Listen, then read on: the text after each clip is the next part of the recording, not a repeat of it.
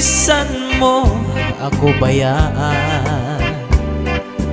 igbilinlaan kabataan, dito lang karaugangan, kay maupay mag-ataman, ugangan suro serbihin, sin adlaw gabi, kay maalam kaugangan, asawa ko liwan-liwan.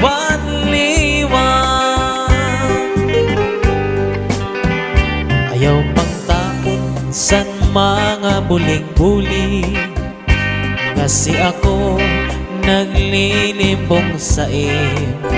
kay ungod-gudla dinhi sa